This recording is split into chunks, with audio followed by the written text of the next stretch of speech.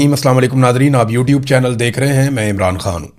Nadreen, सबसे पहले तो ये दावा किया जाता है कि अरकान असम्बली भी कंपेन नहीं कर सकते, वज़रा भी कंपेन नहीं कर सकते, और फिर पाकिस्तान तहरीक इंसाफ के ऊपर एलिगेशंस लगाकर उनके लोगों को गिलगित बल्तिस्तान से सूबा बदर कर दिया जाता है, उनके लोगों को गिरफ्तार किया जाता है, पाकिस्तान तहरीक इंसाफ के उम्मीदवारों को नज़रबंद किया जाता है, ज़्यादातर उम्मीदवारों को कंपेन नहीं करने दी जाती।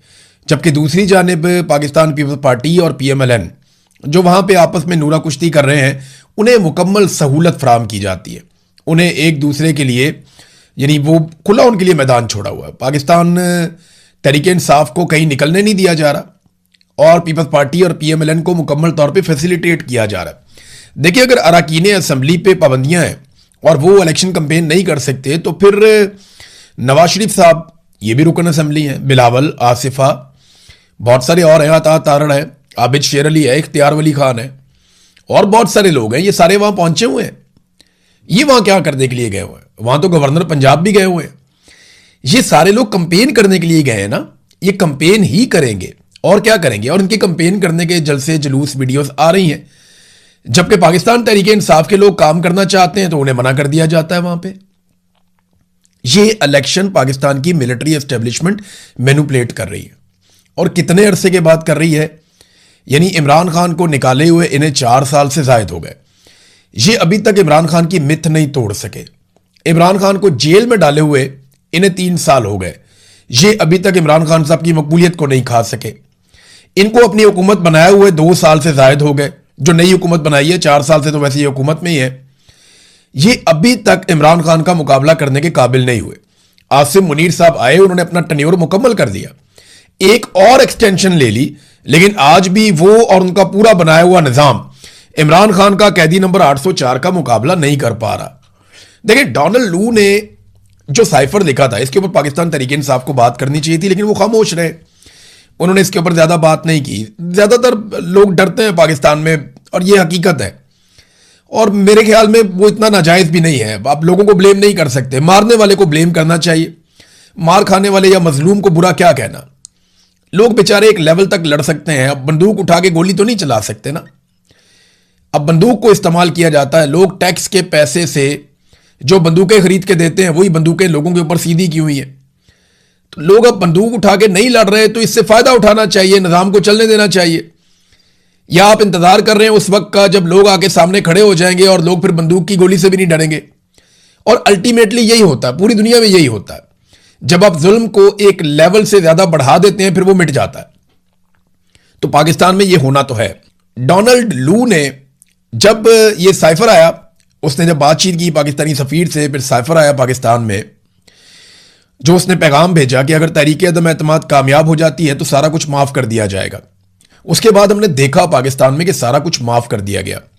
पाकिस्तान की एस्टेब्लिशमेंट ने जुल्म और जबर के पहाड़ तोड़ दिए, हुकूमत गिरा दी, नई हुकूमत बना ली, बंदर बांट की गई, धांधली की गई, 2 नंबरी की गई, जबरी गुमशुदगियाँ की गई, अदलिया और मीडिया पर पाबंदियाँ लगा दी गई, गैर आइनी और गैर कानूनी इलेक्शन करवाए गए, गैर इंसानी और गैर अखलाकी हरकत की गई, कोई पूछगछ नहीं हुई।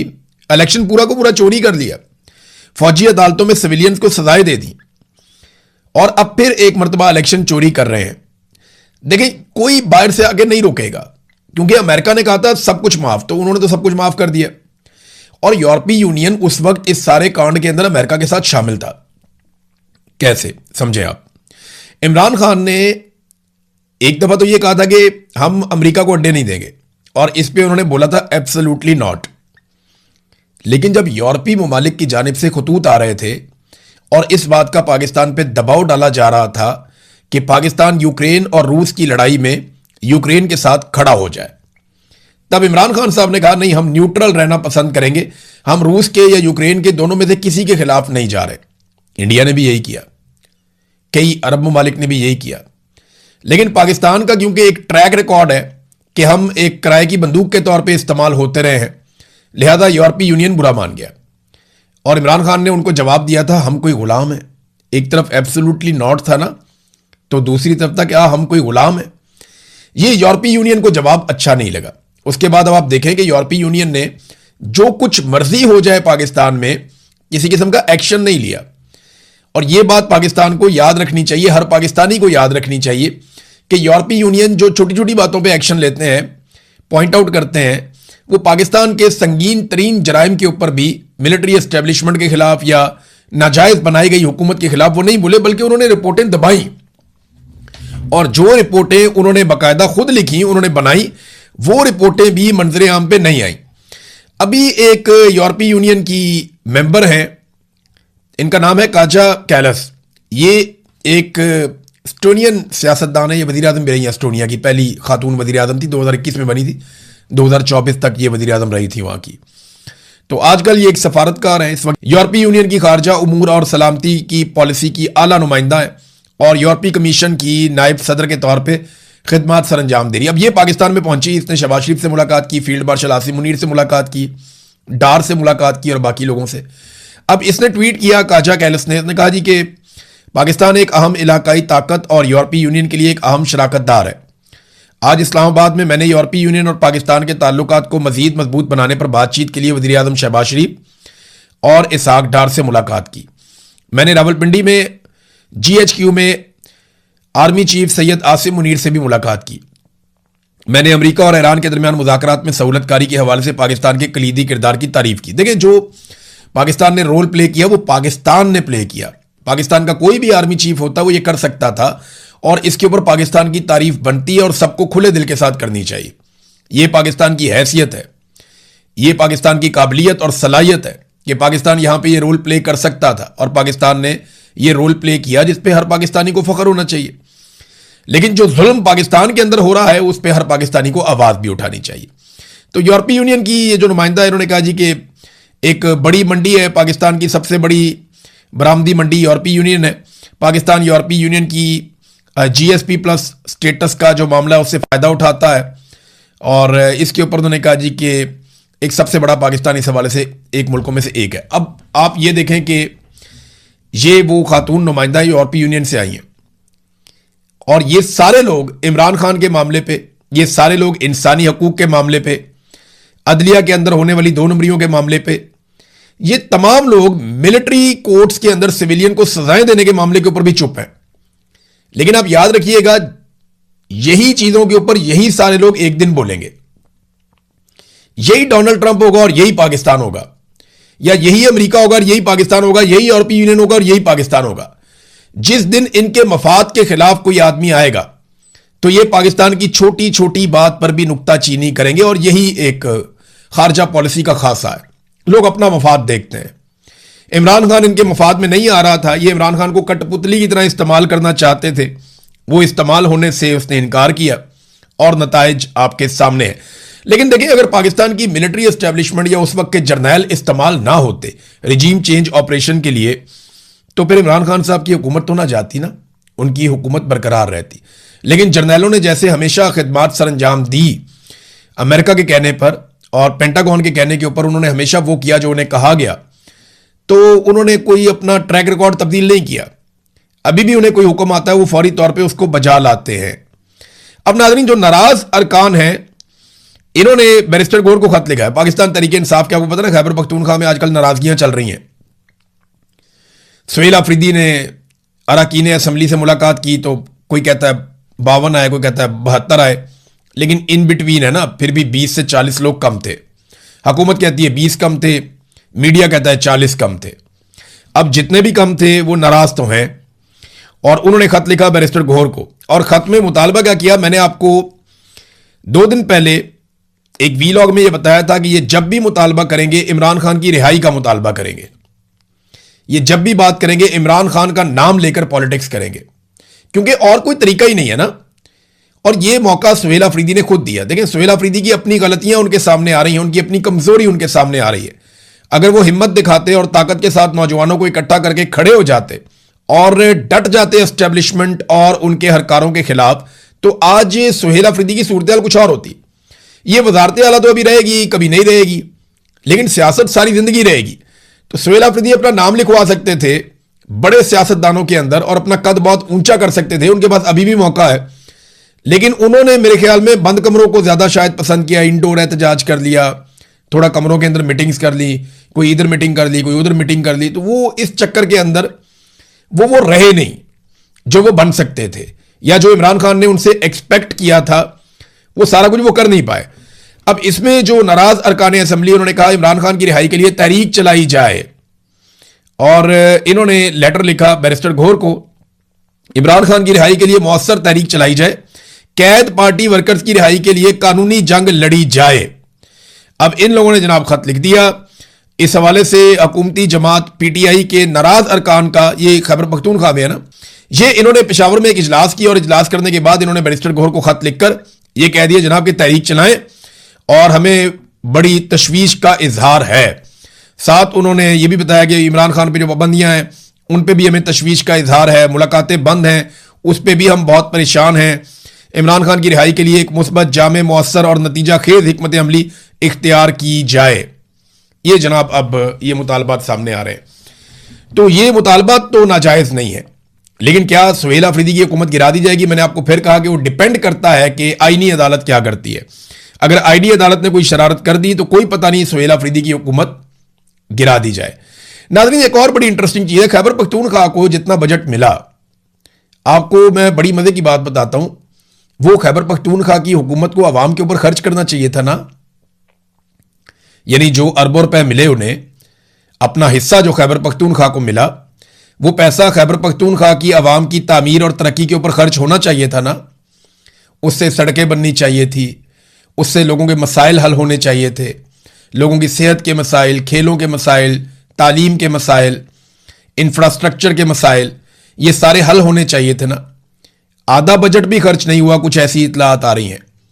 नेक्स्ट वीलॉग में मैं आपको उसकी तफसीलात शेयर करूंगा कि खैबर पख्तूनख्वा हुकूमत ने सरप्लस किया, यानी वो जो उनके पास पैसा था उसको खर्च नहीं किया। रोजाना की बुनियाद पे सुहेल अफरीदी चिल्लाते हैं मेरा हिस्सा दो, मेरा पैसा दो, वफाक मुझे पैसे नहीं दे रहा। तो जो पैसे आपके पास थे आपने उन्हें खर्च क्यों नहीं किया? और आपको पता है कि वो हुकूमत बहुत ही नालायक होती है जिसके पास बजट मौजूद हो और वो अवामी तरक्याती मंसूबों पर उस बजट को खर्च ना कर सके। ये सिर्फ और सिर्फ IMF को खुश करने के लिए या पाकिस्तान की मिलिट्री एस्टेब्लिशमेंट को राजी रखने के लिए इन्होंने ये पैसा खर्च नहीं किया, और जबानी कलामी कहते रहे कि हमें बहुत सारा पैसा दें। मैं इसकी सारी तफसीलात निकालता हूं अभी, मुझे क्योंकि इस पर कंफर्म इतला नहीं है। मैंने 2-3 ट्वीट्स पढ़े जिसमें मुझे इंफॉर्मेशन मिली, एक आधा बंदा मुझे बहुत अथेंटिक लगा, इसलिए मैंने ये कमेंट किए हैं। लेकिन नेक्स्ट वीलॉग में मैं इसकी सारी चीजें निकाल के अपनी टीम के साथ मिलकर आपके सामने शेयर करूंगा कि खैबर पख्तूनख्वा की हुकूमत ने कहा क्या और किया क्या। अब जरा आ जाए नादरीन, जंगबंदी वाला मामला जो ईरान वाला है उसमें एक बड़ा इंटरेस्टिंग मोड़ आ गया। सबसे पहले तो यह हुआ कि धमकी लगा दी ईरान ने कि अगर जंग होगी तो फिर मुकम्मल जंग होगी। अगर आप किसी एक जगह पे लड़ाई करते हैं तो इसका मतलब यह है कि जंगबंदी की हर तरफ खिलाफ वर्जी। और फिर ईरान ने यह भी धमकी लगाई कि अगर लबनान के अंदर कत्लेआम को ना रोका गया तो हम आबना हुर्मुज के साथ साथ बंद कर देंगे बाब मंदब को भी, तो पूरे इलाके की तिजारत रुक जाती है इससे। लिहाजा डोनाल्ड ट्रंप ने फौरी तौर पे एक्शन लिया, और डोनाल्ड ट्रंप ने बाद में ऐलान किया कि क्योंकि ईरान को इस पे बड़े तहफ़्फ़ुज़ात थे, तो मेरी नेतन्याहू से बात हुई है जिसमें मैंने उनसे दरख्वास्त की कि वो बैरूत लबनान पर कोई हमला ना करें। उन्होंने अपने फौजियों को वापस बुला लिया है और उनका शुक्रिया। इस तरह इसराइल उन पर फायरिंग रोकने पर इसराइल ने इत्तफाक कर लिया है। देखते हैं सिलसिला कब तक चलता है, उम्मीद है कि यह हमेशा के लिए होगा। तो डोनाल्ड ट्रंप ने फौरी तौर पर जंगबंदी करवा दी। लेकिन एक्सियस मीडिया जो है उसने एक दावा कर दिया। उन्होंने दावा किया कि डोनाल्ड ट्रंप ने नेतन्याहू को डांटा है। अमेरिकी मीडिया ने कहा कि आज सुबह दोनों रहनुमाओं के दरमियान होने वाली टेलीफोनिक गुफ्तगू के दौरान ट्रंप ने लबनान में इसराइल की बढ़ती हुई फौजी कार्रवाइयों और ईरान के साथ अमन मुज़ाकरात को नुकसान पहुंचाने के खतरे पर इसराइली वजीर आजम बेंजामिन नेतन्याहू पर शदीद गुस्सा निकाला। दो अमेरिकी हुकाम इस गुफ्तगू से बाखबर थे, और एक तीसरे जरिए ने यह बताया मीडिया को कि एक मौका पर ट्रंप ने नेतन्याहू को पागल कहा और उन पर नाशुक्रगुजारी का इल्जाम भी लगाया। नेतन्याहू के साथ डोनाल्ड ट्रंप की गुफ्तगू का खुलासा बयान करते हुए एक अमेरिकी ओहदेदार ने मीडिया को यह बताया कि ट्रंप ने कहा तुम बिल्कुल पागल हो चुके हो, अगर मैं ना होता तो तुम जेल में होते, मैं तुम्हारी जान बचा रहा हूं। अब हर कोई तुमसे नफरत करता है, इस सब की वजह से अब हर कोई इसराइल से नफरत करता है। जबकि इस गुफ्तगू से बाखबर एक दूसरे जरिए ने बताया कि ट्रंप शदीद तैश में थे और उन्होंने एक मौका पर नेतन्याहू पर चिल्लाते हुए कहा कि तुम आखिर कर क्या रहे हो। यह है नादरीन अंदर की खबर जो अमेरिकन मीडिया से आई है। इसके साथ एक खबर और भी है। नेतन्याहू ने बाद में अपनी फेस सेविंग के लिए यह कहा कि जनाब अगर हम पे हमला होगा तो हम हमला वापस करेंगे, और यह हमने बता दिया अमेरिका को कि हमने ये करना है। जबकि इसराइली जो वुज़रा है वो अब नेतन्याहू पे गर्म हो रहे हैं। इसराइल के वजीर खजाना ने नेतन्याहू को कहा कि जनाब या तो हम हैं या वो हैं, कोई दरमियानी रास्ता नहीं है, और फलस्तीनी रियासत के तसव्वुर को हम खत्म कर देंगे, दफन कर देंगे। कोई फलस्तीनी रियासत नहीं होगी, कोई हुदूद नहीं होगी, सारा हमारे कब्जे में रहेगा। तो इसराइली वजीर बराए नेशनल सिक्योरिटी उसने जो कहा, उसने कहा जी कि वजीर आजम साहब आपने कहा था कि एक मजबूत वजीर आजम अमरीकी सदर को बताता है जब मुमकिन हो हां और जब जरूरी हो तो ना, यानी हम अमेरिका को हां भी कर सकते हैं ना भी कर सकते हैं। तो उसने कहा यह हमारा वक्त है कि हम अपने दोस्त सदर ट्रंप को ना बोलें। अब वक्त है वो करने का जो हिजबुल्लाह पर हमले करने के लिए जरूरी और लाजमी है। हमारे जंगजू, यानी इन्होंने जंगबंदी के खिलाफ वोट दिया। इन्होंने कहा जी नहीं, नेतन्याहू को, डोनाल्ड ट्रंप को ना बोलना चाहिए, और यही प्रेशर था नेतन्याहू पे। और वही हुआ कि डोनाल्ड ट्रंप ने फिर गुस्सा निकाला नेतन्याहू के ऊपर। एक बड़ी अजीबोगरीब चीज हुई नादरीन इसराइल में, यह मैं आपको जरूर बताना चाहूंगा। इसराइल की पार्लियामेंट के अंदर ना एक तकरीब हुई, और यह अपनी नौयत की अजीबोगरीब किस्म की तकरीब थी। और यह ज्यादातर ईसाई वफूद बुलाए गए, मुख्तलिफ ममालिक से इन लोगों का ताल्लुक था, और इन लोगों को कहा गया कि आप यहां पे आगे खड़े होकर अपने अपने दिल की बात करें। ये लोग आते थे, आंखें बंद करते थे और फिर अल्लाह से माफी मांगते थे। यही अपने मजहब के मुताबिक वो सारा करते थे। मैं आपको चंद लोगों की बात, एक जर्मन शहरी है, वो आया, उसने रोना शुरू कर दिया। उसने कहा ए मालिक, मेहरबानी फरमा हमें उन तमाम कामों के लिए माफ कर दे जो हमने किए और जिनसे इसराइल की हमायत नहीं हुई। ये इसराइल ने अपनी पार्लियामेंट के अंदर यह प्रोग्राम करवा दिया। फिर एक कोरिया की खातून आई इसराइल में, इसी नदामत की तकरीब में जो कोरिया से खातून आई थी, उसने कहा कि ए बाप, कोरिया की कौम को माफ कर दे जिसने इसराइल के खिलाफ बात की है या उसकी मुखालफत की है। फिर एक बरतानवी वफद आया, उसके साथ एक साहब मौजूद थे, उन्होंने कहा कि ए बाप, चर्च को खामोश रहने और उसके नतीजे में जो कुछ हो रहा है इसमें शरीके जुर्म होने पर माफ कर दे। क्या तू हुकूमत और चर्च दोनों में हमारे रहनुमाओं के दिलों को हमारी कौम के लोगों के साथ दोबारा अपनी और अपने कलाम की ताजीम की तरफ मोड़ देगा, ताकि एक कौम के तौर पर हम एक बार फिर इसराइल और यहूदी लोगों के साथ हमायत में खड़े हो सके और उनके दोस्त बन सके। तो यह एक अजीबोगरीब किस्म की एक तकरीब थी। मैं हैरान हो रहा था कि वॉर की तरफ जाते हैं, कभी इस तरफ जाते हैं। थोड़ा अर्सा पहले मैंने डोनाल्ड ट्रंप को देखा, जब वो बहुत इस्तराब में था तो उसके कंधे पे हाथ रख के बहुत सारे मजहबी किस्म के लोग खड़े हुए थे और वो अजीब किस्म के नारे लगा रहे थे। कोई मजहबी किस्म का उनका वो सारा रुझान था। अब ये उनके अकायद हैं, वो उसको वैसे कर सकते हैं, हर कोई आज़ाद है, लेकिन ये फ्रस्ट्रेशन बाज़-औक़ात जाहिर करता है उन लोगों की जिन्होंने दुनिया को जंग के अंदर फंसा दिया है। फिलहाल इसराइल के लिए वाकई डोनाल्ड ट्रंप की बात ठीक है कि नफरत में इजाफा हुआ है और इसराइल को नुकसान हो रहा है, क्योंकि यहां पे एक स्टेटमेंट आया है फ्रांस से। फ्रांस ने इसराइल पर एक पाबंदी लगा दी है। पेरिस में मुनक्कद हो रहा है एक दिफाई नौयत का शो, और यह बहुत बड़ी नुमाइश होती है जो पेरिस में होती है। वहां पे उन्होंने 15 से 18 जून को होने वाले प्रोग्राम में इसराइल की सरकारी शिरकत पर पाबंदी लगा दी है। इसराइली हुकूमत और वजारत दिफा के नुमाइंदों को इस नुमाइश में शिरकत करने या अपना कौमी पवेलियन लगाने की इजाजत नहीं होगी। यानी ममालिक आते हैं ना, पाकिस्तानी भी जाते हैं, बाकी दुनिया के ममालिक भी जाते हैं, अपने अपने दिफाई हथियार लेकर जाते हैं। वहां पेरिस के अंदर उस शो के अंदर वो दिखाते हैं कि हमारे कौन से हथियार हैं, कैसे हथियार हैं। तो इसराइल को अब इस बात की इजाजत नहीं दी जा रही। फ्रांस ने इसराइल पर पाबंदी लगा दी। अब एक तरफ गजा जो है उसके ऊपर मुकम्मल कंट्रोल इसराइल अपना पक्का कर रहा है, लेकिन बोर्ड ऑफ पीस में बैठे हुए लोग अभी तक खामोश।